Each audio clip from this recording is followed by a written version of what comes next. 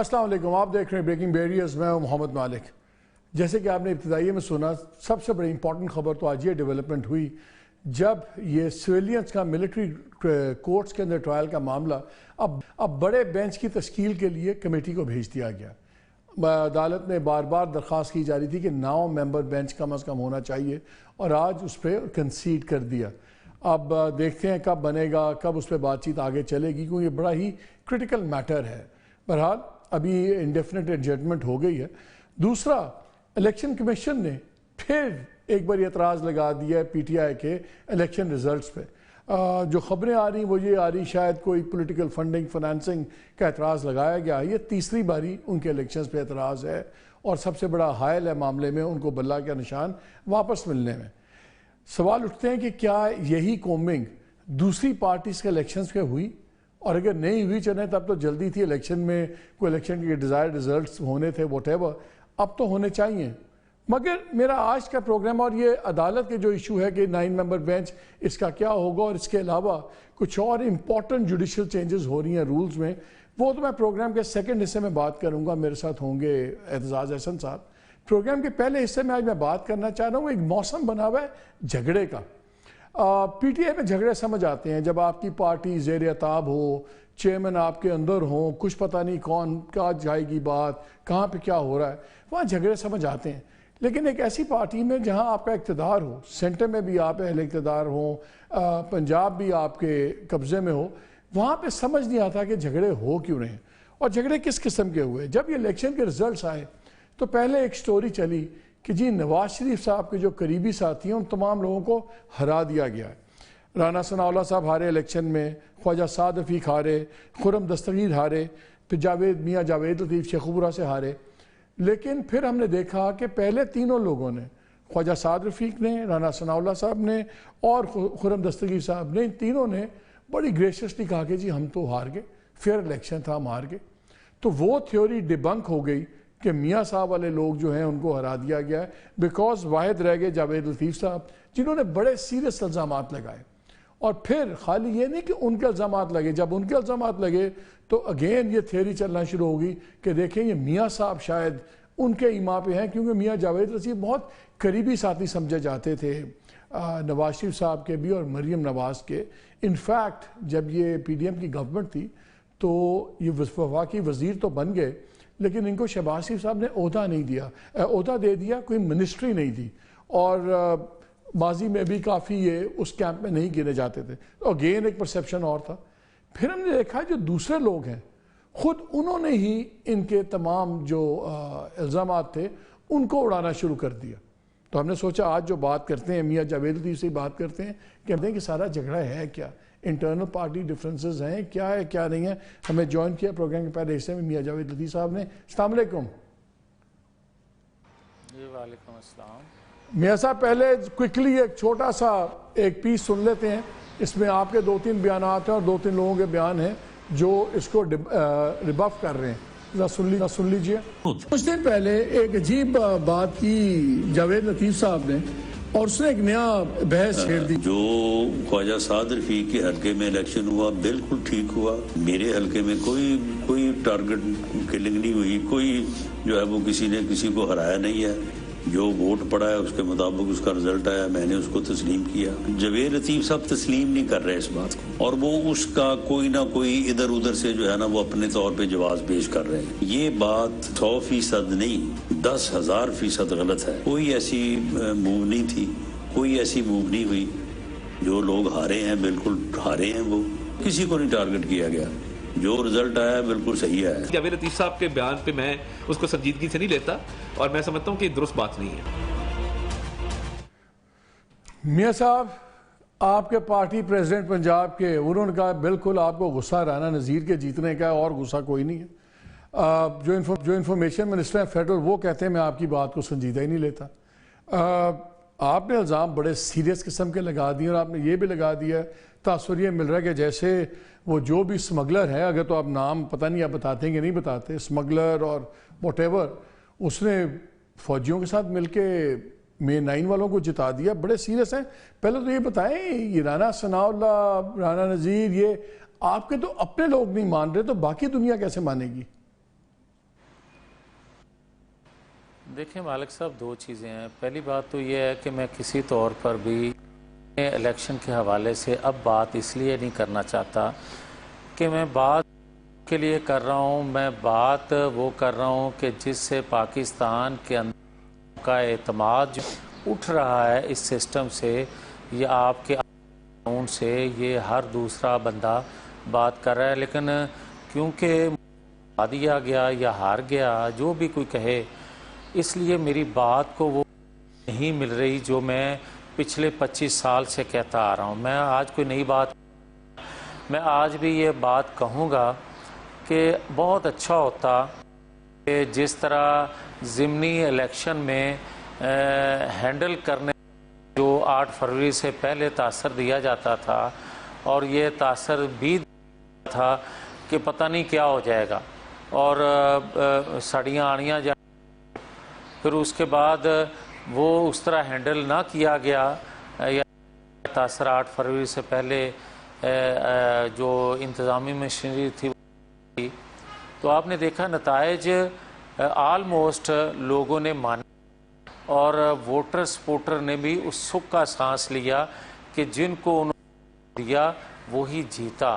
بہت محدود شکایت اکا دکا کو ضمنی انتخابات میں ملی ہوگی. کاش اسی طرح کے انتخابات ہونے دیے جاتے 8 فروری سے پہلے، تو یہ بھی شکایات سکتی تھی. اب جہاں تک تعلق ہے میرا کہنا، میں بالکل جو میں نے کہا ہے، میں نے آن ہے، میں اس پہ قائم بھی ہوں، اور جس فورم پہ وہ ثبوت دینے تھے میرے سے رابطہ بھی کیا گیا، اور میرے کے مطابق چیزوں کو انویسٹیگیٹ کیا جا رہا ہے. میرے مطابق انہوں نے میرے علاوہ جو 6 دیگر لوگ تھے شیخوپورہ کے، ان سے بھی رابطہ کیا اور ان کے آ چکے ہیں. اب اس پہ وہ کیا ایکشن لیتے ہیں، جو ہم نے بات کی تھی وہ تو جہاں تک میں نے سمگلر کا ذکر کیا تھا، تو مالک صاحب کو پاکستان سے باہر کس نے بھجوایا ہے؟ جب وہ انویسٹیگیشن ہوئی تو اس کو پاکستان کے اندر رکھا جانا چاہیے تھا، پھر وہ باہر کیوں گیا؟ تو اب کیوں نہیں لایا جاتا؟ لایا جائے نا، تاکہ دودھ کا دودھ پانی ہو سکے. جہاں تک یہ کہنا ہے کہ میں تو صحیح آ رہا ہوں، فلاں بندہ جو ہے وہ بھی صحیح آ رہا ہے، ہاں آپ یہ بات کہہ سکتے ہیں. وہ ثناء اللہ صاحب ہوں یا تنویر صاحب ہوں، وہ کہہ سکتے ہیں کہ یہ آ رہے ہیں، مگر وہ دوسرے کے متعلق کیسے کہہ سکتے ہیں کہ وہ جس طرح میں وہ بھی آ رہا ہے؟ اس طرح مناسب نہیں ہوتا.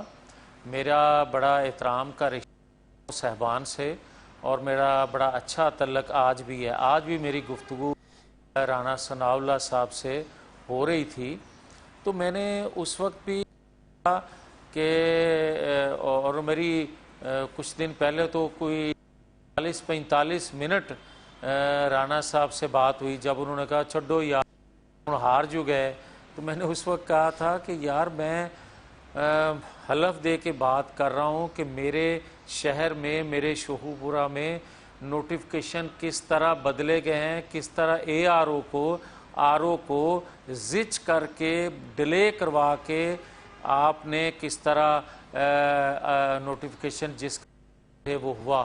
اور جہاں تک پیسوں کا تعلق ہے وہ بھی ثبوت دیے. لیکن میں مالک صاحب اب اس بات سے آگے نکلنا چاہتا ہوں. نہیں وہ بات یہ ہے، جی ایک سیکنڈ اگر اجازت دیں. جی فرمائیں. میری آپ سے گزارش ہے کہ جو رانا ثناء اللہ صاحب، اچھا نہیں لگتا کہ میں حوالے سے بات کروں، ان کو شاید اچھا لگتا ہوگا، مگر میں عرض کروں گا کہ اگر وہ اتنا ہی فیئر فری الیکشن سمجھتے ہیں 2018 اور 2024 کو بھی، تو پھر ان کو ذمہ داری قبول کر کے اپنے عہدے سے ریزائن کرنا چاہیے. پھر ان کی کارکردگی پرفارمنس جو ہے وہ جماعت، پھر آپ یہ دیکھیں اگر فیصل آباد 2018 میں بھی پورا ہار جاتا ہے اور 2024 میں بھی ہار جاتا ہے، پھر کسی جگہ تو خامی ہے نا. اگر ڈسٹرکٹ کا میچ ہوتا فیصل آباد کا تو میں ریزائن اسی وقت کر دیتا 2018 کے نتائج کے، اور اگر وہ فری فیئر الیکشن نہیں تھے تو 2024 کے وہ کہہ رہے ہیں کہ فیئر تھے، تو پھر اس پہ ان کو ریزائن کر دینا چاہیے تھا، کیونکہ ان کی ذمہ داری تھی، پارٹی عہدیدار ہیں وہ۔ اب آ جائیں ایک اور چیز میں جو کہنا چاہتا ہوں، دیکھیں یہ جماعت کے جو انٹرنل معاملات ہیں ان کو کبھی پہ ڈسکس نہیں کیا جانا چاہیے۔ میری ریکویسٹ ہوگی اپنی جماعت کے تمام، اس میں میں بھی شامل ہوں، میں سمجھتا ہوں کہ پارٹی فورم پہ انٹرنل جو معاملات اختلاف رائے ہو وہ کرنا چاہیے، ضرور کرنا چاہیے، اور جہاں تک ہے آج پک اینڈ چوز جو 8 فروری کو ہوا ہے اس فرمائشی پروگرام پہ کرتے ہوئے آپ اس کو دینے کی کوشش کریں مٹی کا ریاست کے ساتھ، ریاستی کے ساتھ، وہ قوم کے ساتھ ایک عوامی نمائندے ظلم زیادتی کریں گے کہ اگر کسی کی فرمائش پہ یا خواہش پہ یا کسی کو خوش یا آپ یہ کرتے ہیں۔ میں یہ کہتا ہوں کہ دیکھیں کیا پاکستان کے اندر اگر پک اینڈ چوز نہ ہوتا یا عدل کا نظام اتنا ہی اچھا ہوتا تو پھر آپ 1 سال ہونے کو اب مکمل ہے مئی کے ملزموں کا۔ کچھ ابھی آپ نے ایک کلپ سنوایا اپنے جو جوڈیشری کے حوالے سے 6 ججز کا بینچ ہے یا کرنے کی بات کی جاتی ہے، یا 6 ججز کا خط لکھنا یا 5 ججز کا جو ذکر بار بار کیا، ان کی ججمنٹ ان کے دور کی ان دیکھ لینی چاہیے اور دیکھنا چاہیے کون سے کیسز انہوں نے فیصلے ان پہ دیے اور کون سے یہ آپ کی کیس باتیں پینڈنگ ٹھیک ہیں۔ میں ذرا مسئلے کو ذرا ریپ اپ کرنا چاہ رہا ہوں۔ مجھے بتائیں، آپ نے بڑی انٹرسٹنگ خبر بتائی کہ جب آپ نے ایک فورم پہ ریپرزینٹ کیا تو وہاں انویسٹیگیشنز شروع ہو گئی ہیں۔ یہ کیا عسکری فورم ہے کہ سویلین فورم ہے؟ میں نے جس فورم کی شکایت کی تھی اسی فورم نے میری اطلاع کے مطابق انویسٹ آیا ہے اور شاید کیا جا رہا ہے، تو میں نے میری اطلاع کے مطابق چیزوں کو تصدیق کر لیا ہے۔ نہیں، میں یہی پوچھ رہا ہوں، یہ جو دیکھیں 2 ہی فورم ہے نا، جب آپ نے الزام لگایا تو نظر آ رہا تھا کہ اس میں اسٹیبلشمنٹ کے لوگ بھی انوالو تھے۔ آپ کا جو فورم ہے وہ فوج کا فورم ہے کہ سویلین فورم ہے؟ میں مالک صاحب یہ گزارش کر دوں، میں اسٹوڈنٹ یونین کا الیکشن لڑتے کا، پھر ایم پی اے، پھر ایم این اے، خدا کے فضل و کرم سے 3 دفعہ بنا ہوں، ایم پی اے رہا ہوں، ضلع کونسل کا ممبر رہا ہوں، اسٹوڈنٹ یونین کا۔ میں ان چیزوں کو سمجھتا ہوں کہ ہار جیت اس کھیل کا حصہ۔ میں اتنا بڑا الزام بغیر کسی ثبوت کے نہیں لگا سکتا تھا۔ میرے پاس ثبوت ہیں جو میں نے دیے بھی ہیں، آئندہ اگر کوئی وہ فورم پوچھے گا یقیناً دوں گا۔ نہیں، اب دیکھیں یہ تو میں ڈاؤٹ ہی نہیں کر رہا، آپ کی بات بالکل، آپ جب آپ کہہ رہے ہیں تو یقیناً آپ کہہ رہے ہیں ثبوت ہیں تو ہیں، اس میں why should I question that? میں صرف یہ جاننا چاہ رہا ہوں کہ یہ جو فورم ہے یہ فوج کا فورم ہے یا سویلین فورم ہے؟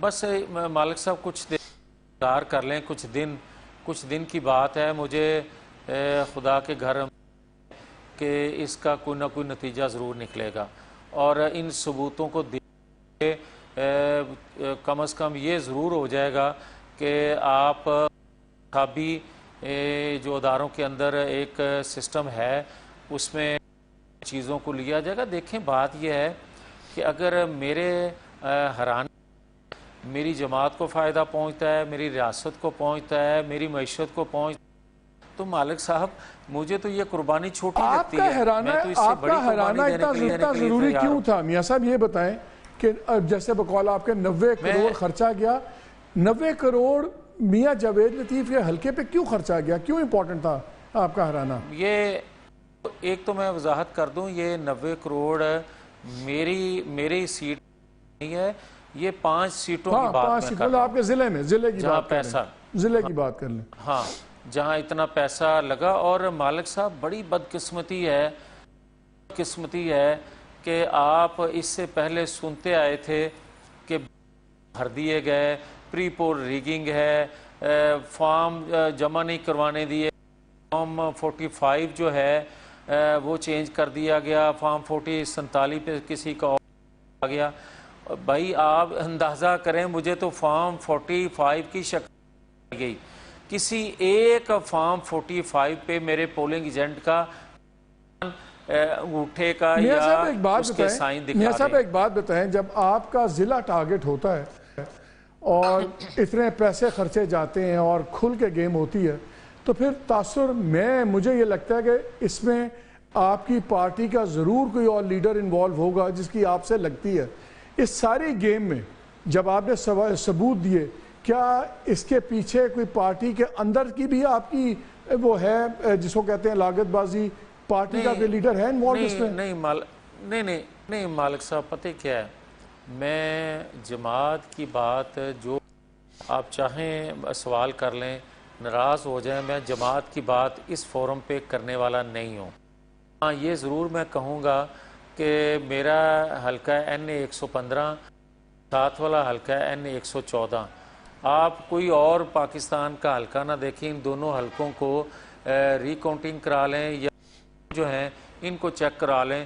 ایک حلقہ میں ہم نے لوز کیا، ایک حلقے میں ہم جیتے ہیں، تو دونوں کا رزلٹ دیکھ لیں، آپ کو پتہ چل جائے گا۔ نہیں میں آپ سے بالکل میں نہیں چاہتا کہ آپ جماعت کے معاملات کریں، میں تو پوچھ بھی نہیں رہا، میں تو نام بھی نہیں لے رہا، میں تو یہ پوچھ رہا ہوں کہ کیا جو اتنا ایک اسپیسیفک ٹارگٹ ہوا ہے ضلع آپ کا اور آپ کی سیاست کو ڈیمیج جو اتنا ہوا ہے، تو ظاہر ہے ہر پارٹی کے اندر گروپس ہوتے ہیں نا، تو انڈیویجول حیثیت میں یہ نہیں کہ پارٹی نے آپ کے خلاف کوئی گیم کی ہوگی، لیکن پارٹی میں موجود کسی اور پولیٹیشن کی تو آپ کے ساتھ ہو سکتی ہے نا، تو کیا وہ بھی اینگل اس میں شامل ہے؟ نہیں مالک صاحب، پتہ کیا ہے، 2018 سے یہ الیکشن مختلف، اس میں پک اینڈ چوز ہوا ہے۔ آپ دیکھیں خیبر پختونخوا کس جماعت ہے، سندھ میں کس کی ہے، بلوچستان میں کس کی ہے، یا پنجاب میں کس کی ہے۔ آپ پنجاب کو ٹارگٹ کریں اور باقی 3 صوبوں کو کہیں کہ یہ الیکشن ہوا ہے، آپ 3 صوبوں کو فیئر الیکشن کہیں اور مرکز کو آپ دھاندلی زدہ نتیجہ کہیں، یہ وہ چیزیں ہیں۔ میں کہ اگر میں یہ بات کرتا ہوں تو میں تو نمائندگی کرتا ہوں کی جو کہتے ہیں کہ الیکشن رگ ہوا ہے یا جو کہتے ہیں الیکشن فیئر فری، میں دونوں کی نمائندگی کرتے ہوئے یہ بات کہہ رہا ہوں۔ ماضی میں آپ ماضی میں بھی بڑے دبنگ بیانات دیتے رہے ہیں، سو کنٹروورسی آپ کے لیے نئی چیز نہیں ہے، لیکن میں ماضی میں دیکھتا تھا جب بھی کوئی ایسی بات ہوتی تھی آپ کو ایک ویزیبل سپورٹ دکھائی دیتی تھی، بڑے میاں صاحب کی، نواز شریف صاحب کی یا مریم بی بی کی، یہ انشور کیا جاتا تھا کہ آپ کو ان کی سپورٹ ہے، اگرچہ دوسرا گروپ بھی بہت پاورفل تھا۔ اس بار وہ نظر نہیں آیا، اور طور عطا تارڑ صاحب نے جب آ کے پریسر میں کہہ دیا، تو کیا آپ پہ سے ہاتھ اٹھا دیا؟ مالک صاحب، ایک تو میں آپ سے گزارش کروں گا کہ اس چیپٹر کو بند رہنے دیں۔ جو نام آپ نے ایک نوجوان کا میرے بچوں کی طرح ہے، برخوردار ہے، تو میں نہیں چاہتا کہ اس طرح کی گفتگو جو ہے وہ میڈیا پہ۔ آپ نے اگر اور کوئی سوال آپ کے ذہن میں ہے تو میں حاضر ہوں۔ نہیں، I understand, I respect your wish، بالکل جس پہ آپ نہیں بات کرنا چاہتے، I totally understand your position، میں نہیں چاہتا کہ کسی قسم کی آپ انکمفرٹیبل ہوں یا امبیرسمنٹ ہو، لیکن آپ کا جو پہلا بیان تھا میاں صاحب، اس پہ بڑی باتیں ہوئی جب آپ نے کہا کہ میں نے کسی شخص کو کہا حلقے کھولنے کی، تو انہوں نے کہا اگر آپ اپنے حلقے کھولیں گے تو پھر نواز شریف صاحب کا حلقہ بھی کھولے گا 130، تو آپ نے لفظ یوز کیا کہ یہ بلیک میلنگ ٹیکٹکس ہیں۔ بلیک میلنگ کیوں تھی یہ؟ اگر میاں صاحب جیتے ہوئے ہیں کھول دیں، آپ کو تو چاہیے تھا کہتے یار کھول دیو۔ اس کو بھی بڑا جواز میں پیش کیا گیا، بڑی بدقسمتی ہے۔ اچھا آپ نے دوبارہ اس کو ریپیٹ کیا ہے سوال کو، تو میں وضاحت کر دوں، میں نے یہ وضاحت نہیں کی تھی کہ کوئی یہ نہ سمجھے کہ میں نے شاید کوئی بات غلط ہے تو اس لیے میں اس کی وضاحتیں دے رہا ہوں۔ میرا دل بڑا کلیئر ہے، اور میں کہہ دوں کہ میرا پہلا اور آخری سیاسی عشق نواز شریف ہے، اور میں کہتا ہوں کہ اس ریاست کے لیے تو اپنی جگہ، مگر اس خطے نواز شریف ایک انمول چیز تھے، نواز شریف اس خطے کے لیے بہتر صرف کر سکتے تھے، ان پہ اس خطے کی ریاستیں تھیں، بہتری آ سکتی تھی۔ جس کسی نے بھی یہ ڈیزائن کیا ہے یا کروایا گیا ہے، یا عالمی قوتوں کی ان قوتوں کی خواہش تھی جو سی پیک نہیں ہوتا دیکھنا چاہتی پاکستان کے اندر، یا پاکستان کو سٹیبل ہوتا چاہتی، وہ قوتیں حاوی ہو گئیں، ان کی میاں خواہشات صاحب جو ہے وہ آپ یہ کہہ رہے ہیں کہ نواز شریف کا وزیر اعظم نہ بننا اور شہباز شریف کا وزیر اعظم بننا یہ کسی سازش کی وجہ سے ہوا ہے؟ نواز شریف کا وزیر اعظم نہ بننا یہ ایک سازش ہے اور ایک حقیقتاً منصوبہ بندی ہے، جو بات کے اندر سے بھی لوگ کہہ رہے ہیں کہ ٹھیک کہا رانا ثناء اللہ نے، کہ کہہ رہا ہے شخص یا کہنا چاہتا ہے کہ نواز شریف وزیر اعظم نہیں تھے، یہ بات غلط ہے۔ رانا ثناء اللہ کی یہ بات درست ہے کہ مسلم لیگ نے نواز شریف کو وزیر اعظم بننے کے لیے ووٹ دیا تھا، اور نواز شریف پاکستان کے چوتھی دفعہ پرائم منسٹر بننے کے لیے ہی جماعت کی خواہش پر، جماعت کی ڈیمانڈ پہ، قومی ڈیمانڈ پاکستان آئے تھے، ایک بہتر منصوبہ بندی لے کے پاکستان کی ترقی کی۔ جو کچھ ہوا یا کیا گیا وہ وقت بتائے گا۔ اور جہاں تک آپ کا سوال ہے، تو عرفان صدیقی صاحب نے تو کہا کہ ان کو آنے سے پہلے ہی وہ ان کی اتنی خواہش، ان کو تو پتا تھا کہ میں وہی کہہ رہا ہوں کہ عرفان صدیقی سے جو رانا ثناء اللہ صاحب نے کہا ہے وہ درست کہا ہے۔ میں بالکل رانا ثناء اللہ کی تائید کرتا ہوں کہ یہ بات غلط ہے جو وہ کہہ رہے ہیں۔ اچھا، تو اب اس تمام معاملے میں جب آپ نے یہ الیکشن کی بات کی، شکایتیں بھی سب کچھ ہوئی، پارٹی پریزیڈنٹ شہباز شریف صاحب سے آپ کی بات ہوئی، ان کا اس کے بارے میں کیا خیال ہے؟ آپ کے الزامات کے بارے میں اتنے بڑے الزام ہیں، سیریس چیزیں، شہباز شریف صاحب کہاں کھڑے ہوئے ہیں؟ دیکھیں میری بات سنیں، ان کو میرا خیال ہے اس چیز میں نہیں لانا چاہیے، کہ میری دعا ہے اب کہ پہلے یا شہباز شریف سمیت کسی کا بھی یہ 1% بھی خیال کہ ایسے ہنگ پارلیمنٹ جس طرح دی گئی ہے یا جس طرح دیے گئے ہیں یا آ گئے ہیں، ان کو دیکھتے ہوئے مسلم لیگ نون جو ہے میں حکومت بنائے، ہم تیار نہیں تھے، مگر جس طرح پھر کھڑے کر دیے گئے پیپلز پارٹی اور پی ٹی آئی کی جانب سے، ان کے آ گئے عمران خان سمیت سب کے، تو پھر آپ نے مالیاتی عدالت، پھر آپ نے جو چیلنجز پاکستان کو تھے وہ پاکستان مخالف قوت وہ حاوی ہو رہی تھی، جس کو دیکھتے ہوئے جس جذبے سے شہباز شریف نے یہ چیلنج اپنے گلے ڈالا ہے، میری دعا ہے کہ وہ جس جذبے سے گئے ہیں ان کو اللہ کامیابی دے۔ ایک بات بتائیں، ریاست کی کامیابی ہے اس میں، آج میں وہ باتیں نہیں کہنا چاہتا۔ انڈرسٹینڈیبل، آپ نے کہا کہ میاں صاحب، بڑے میاں صاحب کے خلاف سازش ہوئی، کیا اب میاں نواز شریف ہمیشہ کے لیے وزارت عظمیٰ کی دوڑ سے باہر ہو گئے؟ دیکھیں اللہ صحت والی درازی عمر دے، کبھی یہ آپ نہ تصور کریں، نا کوڑا کدی بڈھا نہیں ہوندا۔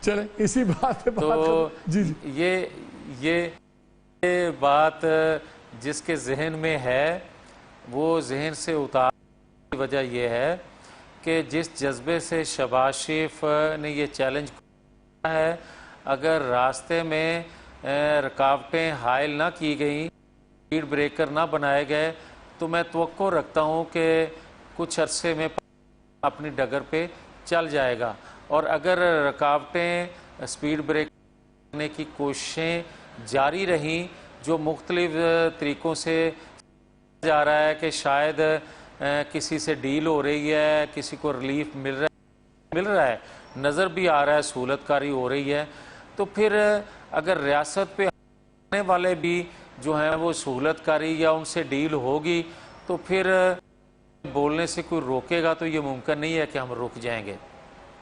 آپ یہ کہہ رہے ہیں کہ اگر اسٹیبلشمنٹ کی عمران خان صاحب سے کوئی ڈھیل یا ڈیل ہوئی تو پھر نواز شریف صاحب ایک بار پھر اپنی جارحانہ سیاست پہ واپس آ جائیں گے؟ مجھ سے یہ کہا ہے کہ جس جذبے سے شہباز پاکستان کو گرداب سے نکالنے کے لیے چیلنج قبول کر کے گئے ہیں، اگر رکاوٹیں اور سپیڈ بریکر ہٹا دیے گئے تو کامیابی ملے گی، اور اگر ہماری وہ قربانی بھی جو مقبولیت والی ہے وہ بھی ریاست پہ اور ریاست کا بھی کچھ نہ بنے تو پھر مجھے بولنے سے کون روک سب کے لیے کہہ رہا ہوں۔ ٹھیک ہے میاں جاوید صاحب، بہت شکریہ میں وقت دینے کا۔ ناظرین کے ساتھ یہ بریک کا وقت ہو، بریک کے بعد آ کے اعتزاز احسن صاحب سے یہ جو جوڈیشل ڈیولپمنٹس ہو رہی ہیں اور کافی پریشان کن ڈیولپمنٹس بھی ہیں، اس پہ بات کریں گے۔ Stay with us. جی welcome back to the show. میں نے آپ کو پہلے بتایا تھا اس حصے میں اعتزاز احسن صاحب سے بات کریں گے، 2-3 امپورٹنٹ لیگل میٹرز ہیں۔ چوہے صاحب السلام علیکم۔ وعلیکم السلام۔ سب پہلے تو کوئکلی آج جو یہ 9 ممبر بینچ کی ایکسیپٹ ہو گیا کہ ملٹری سویلینز کا ملٹری ٹرائل والے معاملے میں، یہ لگتا تو ہے کہ اچھی ڈیولپمنٹ ہے، لیکن اب یہ اس پہ کچھ گارنٹیز آئی ہیں کب یہ نیا بینچ بنے گا؟ بیکاز اب تو انڈیفینٹ ایڈجرنمنٹ ہو گئی ہے نا۔ جلدی بن جائے گا، یہ احساس ہے ججز کو، اور انہوں نے اسی لیے وہ 20 آدمیوں کو ریلیف بھی دی ہے۔ وہ ریلیف ان کی رہائی ہوئی ہے، ان کو فوج کنوکٹڈ سمجھ رہی ہے، لیکن حقیقت میں ہے کہ یہ تو فیصلہ سپریم کورٹ نے کرنا ہے کہ ان کے خلاف کارروائی ہو بھی سکتی تھی کہ نہیں، اور اگر ہمارا موقف قبول ہو گیا، جو کہ آپ نے دیکھا 5 ججز سپریم کورٹ کے 5 ججز تو یہ فیصلہ دے چکے ہیں متفقہ طور پہ کہ فوجی عدالتیں نہیں لگ سکتی۔ اب لارجر بینچ کی وجہ بنیادی یہ تھی، ہماری جو رشتہ تھی وہ یہ خود قاضی فیض عیسیٰ صاحب نے یہ پوزیشن لی تھی جب عمر صاحب بندیال تھے چیف جسٹس، تو قاضی فیض عیسیٰ صاحب نے یہ پوزیشن لی، بڑی اسٹرانگ پوزیشن لی، بڑی اسٹرنلی پوزیشن لی۔ انہوں نے کئی دفعہ وہ اٹھ کے بینچ سے چلے گئے کہ یا تو فل کورٹ بٹھاؤ یا پھر بٹھاؤ بینچ اس طرح بناؤ کہ دونوں اپنے نیکسٹ سینئر جو ججز ہیں ان کو ساتھ بٹھا کے اور آپ بینچ بناؤ، کیونکہ وہ ایشو تھا کہ کیا پریکٹس اینڈ پروسیجر ایکٹ ابھی پاس ہو گیا ہے کہ نہیں، اور کب سے اس کا اطلاق ہوگا، مؤثر بربادی ریٹروسپیکٹولی مؤثر ہوگا کہ نہیں۔ تو اس پہ بڑی کلیئرٹی تھی کہ ایک۔ تو اب آپ کیا ایکسپیکٹ کر رہے ہیں کہ یہ سینئر موسٹ 9 ججز بیٹھیں گے؟ جی اب آپ یہ چودھری صاحب ایکسپیکٹ کر رہے ہیں کہ سینئر موسٹ 9 ججز بیٹھیں گے نئے بینچ میں؟ جی سینئر موسٹ ہی بیٹھنے چاہیے۔ قاضی صاحب کی اپنی روایت ہے، وہ یہی استدعا کرتے تھے کہ اب سینئر موسٹ 9 جج ہیں، 11 جج ہیں، 13 جج ہیں، جتنے بھی ہیں اب سینئر موسٹ لگائیں، کسی کو اعتراض ہی نہیں ہوگا۔ ٹھیک۔ اچھا ایک میں نے آپ سے بڑی امپورٹنٹ بات کرنی، ڈیولپمنٹ یہ ہو رہی ہے کہ ججز پہ آج کل بڑا فوکس ہوا ہے، اور ہم نے دیکھا کہ ہماری انٹرنیشنل رینکنگ بھی کافی نیچے آئی ہوئی ہے جوڈیشری کی۔ پھر ہم دیکھتے ہیں کہ ججز کی اپوائنٹمنٹ پہ بڑی بحث ہوتی ہے۔ اب میرے پاس منٹس پہ دیکھ رہا تھا فیبرری میں چوہے صاحب ایک میٹنگ ہوئی ہے judicial commission of Pakistan rules, اور اس میں پرپوز ہوئے ہیں 2024۔ اس میں 2 بڑی انٹرسٹنگ ڈیولپمنٹس جو ہیں پرپوز رولز میں، وہ یہ ہیں کہ اگر آپ نے سپریم کورٹ میں جج اپوائنٹ کرنا ہے فار ایگزامپل ہائی کورٹ کا، تو پہلے تاثر یہ تھا کہ سینیورٹی کا پرنسپل ہوگا، جو سینئر موسٹ جج ہوگا یا چیف جسٹس ہوگا کسی ہائی کورٹ کا، اس کو جانا چاہیے سپریم کورٹ میں۔ اس میں ٹوٹل پروسیس چینج کر رہے ہیں۔ اس میں وہ کہہ رہے ہیں کہ جی جو ہوگا وہ جو چیئرمین ہوں گے یعنی کہ چیف جسٹس، وہ نامنیٹ کریں گے 3 لوگ، اور اس میں سے ایک جو ہے وہ اٹھا لیا جائے گا، ان کو وہ کر دیں گے، ان کو اپوائنٹ کر دیا جائے گا۔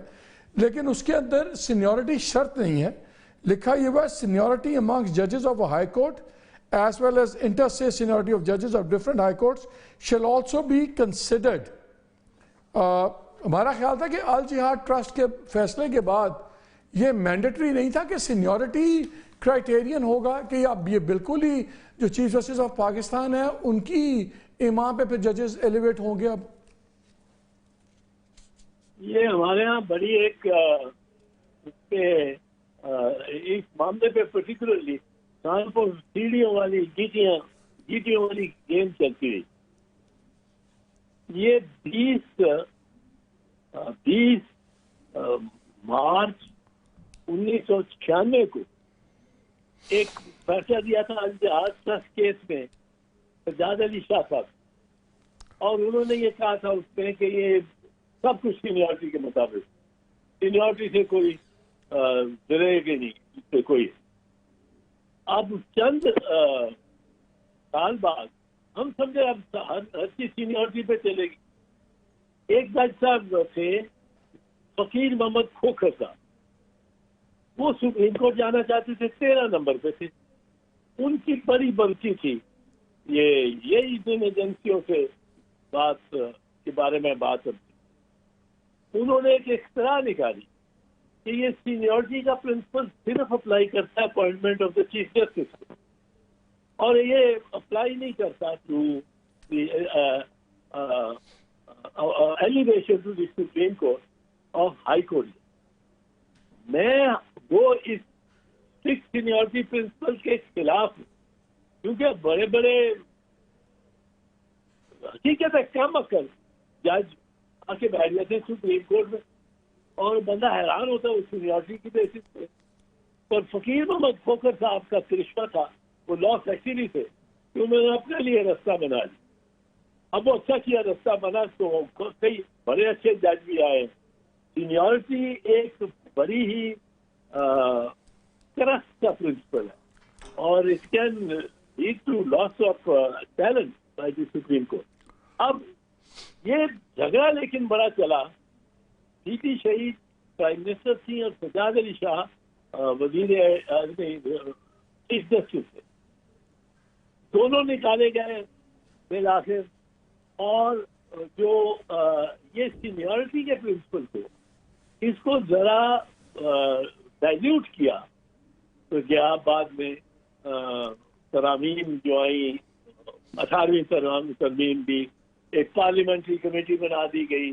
وہ بھی بیٹھ کے سوچے ان کو نام, جب یہ جوڈیشل کمیٹی ان کے نام بھیج دیتی ہے, تو وہ پارلیمنٹری کمیٹی گئے تو میں بھی رہا ہوں, اور پارلیمنٹری کمیٹی کے بارے میں بڑا ہمارا تلخ تجربہ تھا.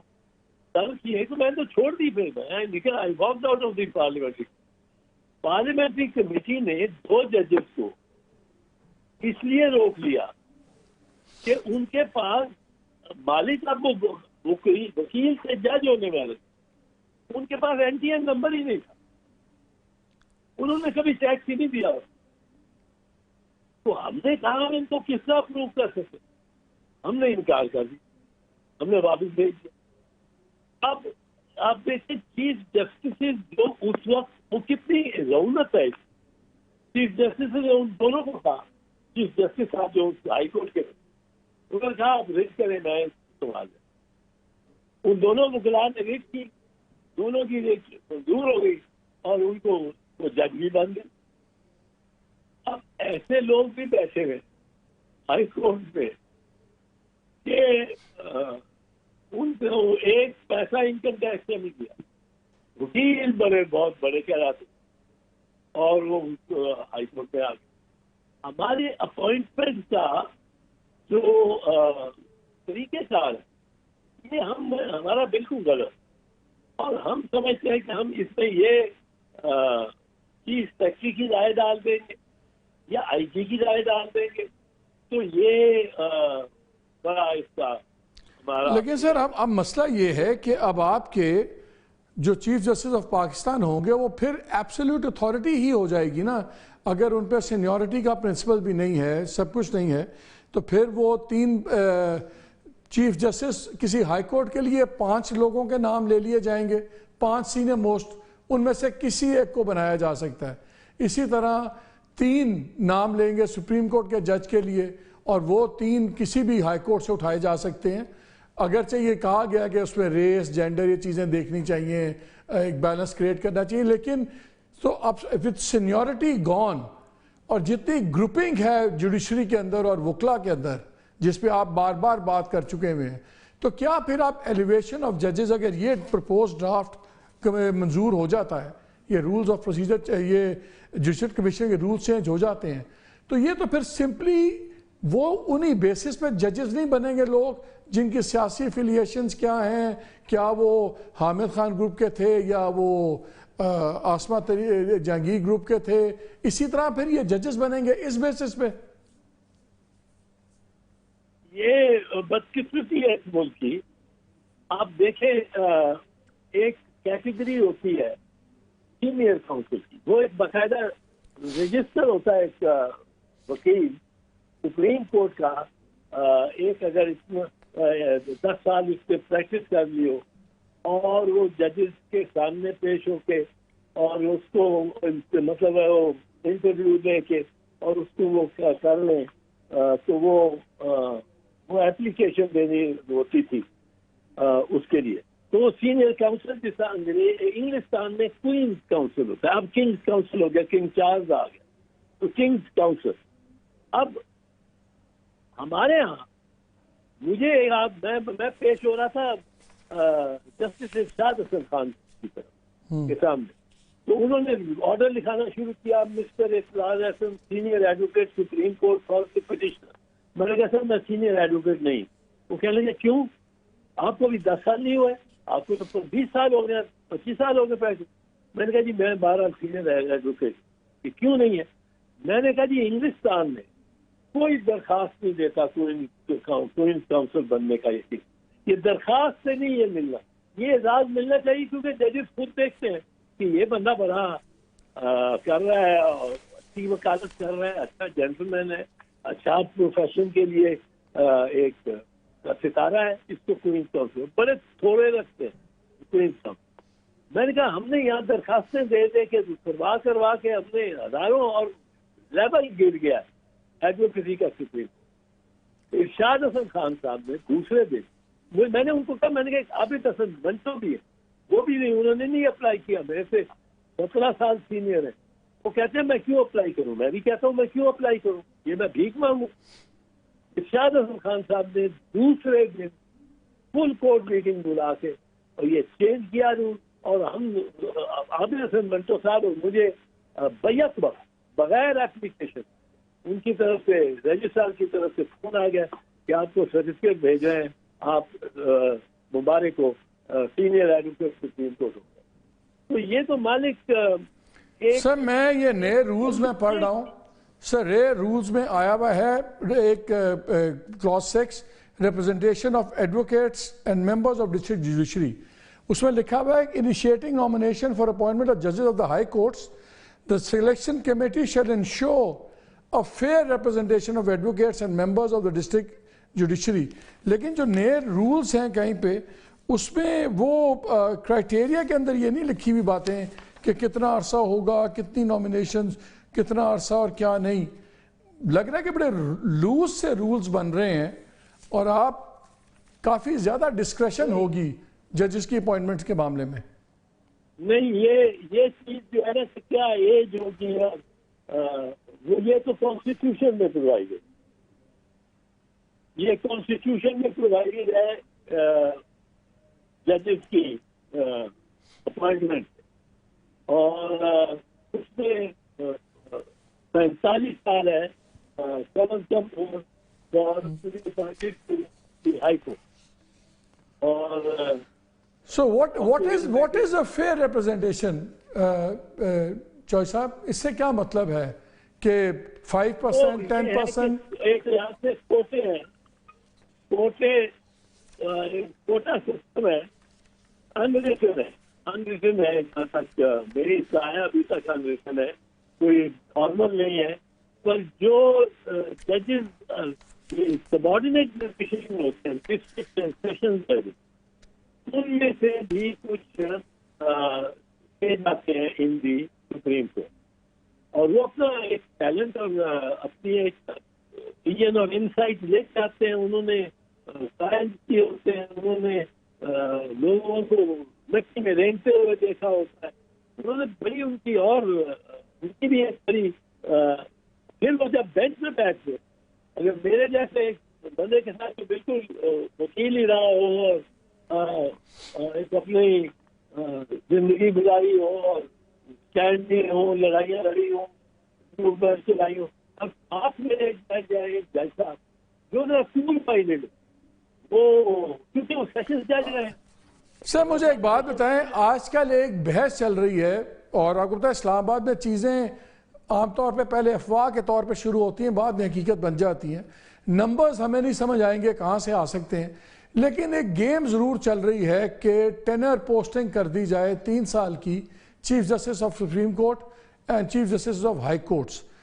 اب اگر یہ ہوتا ہے, اس کے حق میں بھی دلائل ہیں, اگینسٹ بھی دلائل ہیں, اگر یہ ہو جائے نمبرز کسی طرح 2/3 میجورٹی کی ہوتی ہے اس خاص پرٹیکولر ایشو پہ, کیا سٹنگ چیف جسٹس صاحب کو یہ قبول کرنا چاہیے؟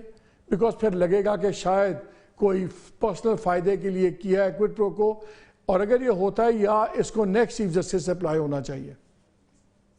دیکھیں نون لیگ بڑی کیلکولیٹڈ بات کرتے, they want to avoid Mansoor Ali Shah becoming, یہ میرے اطلاف ہے, Mansoor Ali Shah becoming a chief justice and they want to avoid Yahya Afridi from becoming the chief justice and Ayesha Malik. اب ان تینوں کو آپ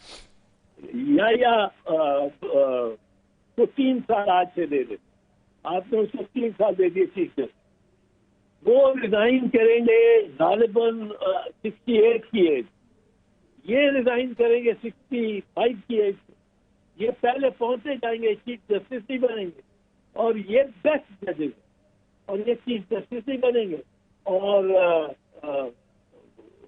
وہ اپنا چیف جسٹس 3 سال کے نوٹ پوسٹ گزار دے گا, اور اس سے آگے جو چیف جسٹس آئیں گے ان کے پاس وہ کور کر دیں گے, ان کی فرسٹریٹ کر دیں گے appointment as chief justice of Yahya Afridi and لیکن جو آپ کہہ رہے ہیں کہ یہ 3 ججز کو نہیں چاہتے پی ایم ایل این والے کہ یہ کبھی چیف جسٹس بنے, لیکن یہ 3 ایئر ٹینر پوسٹنگ, یہ تو 2/3 میجورٹی اور کانسٹیٹیوشنل امینڈمنٹ کے بغیر یہ 3 سالہ ٹینر پوسٹنگ ہو سکتی ہے؟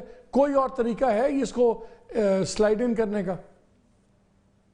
یہ میں آپ کو ایک چیز بتاؤں کہ یہ میرے خیال میں اس لیے بھی نہیں ہوگی کہ میں نہیں مان سکتا کہ قاضی فیضی صاحب خود کچھ جیکٹ پہن کے بیٹھ جائے گا عدالت میں اور کہے گا کہ میں 3 سال یہاں چیف جسٹس 3 سال اس طرح بیٹھنا, جس طرح یہ تو اس طرح بیٹھیں گے جس طرح یہ نگران حکومت خیبر پختونخوا کی اور پنجاب کی چلاتے رہے 90 دن سے زیادہ.